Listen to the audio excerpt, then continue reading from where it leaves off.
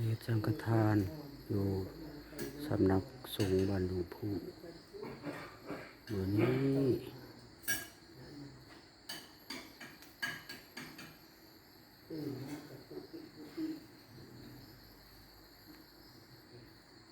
ตัวมาเลยจานนี้ก่อน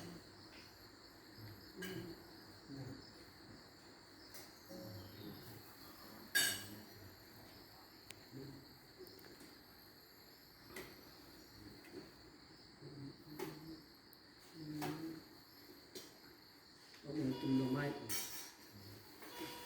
หมดหน่อไม้เนี่ยมันเขาไปกิน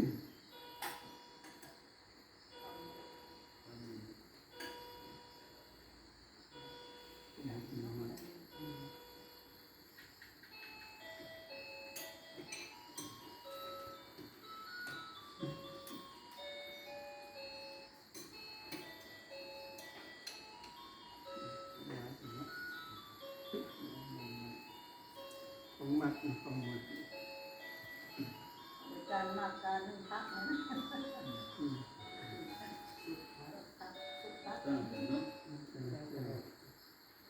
นิมนต์ตักมาครูถ้วยเด้ออาจารย์อันละน้อยละน้อย อันละหน่อยเอาได้ในหลายก็เอา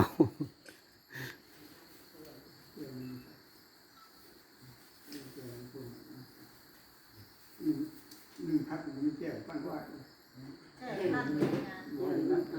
แก้วมาแดงนี่มาแดงถ้วยน้อยบ่ใช้ถ้วยใหญ่โฮมกันเลย ของปูตะจันที่ว่าพักเลย โดยต้นที่เขาน้อยกันเอาของโปรดมาหา เข้ามันพระมันนอกกันหน้า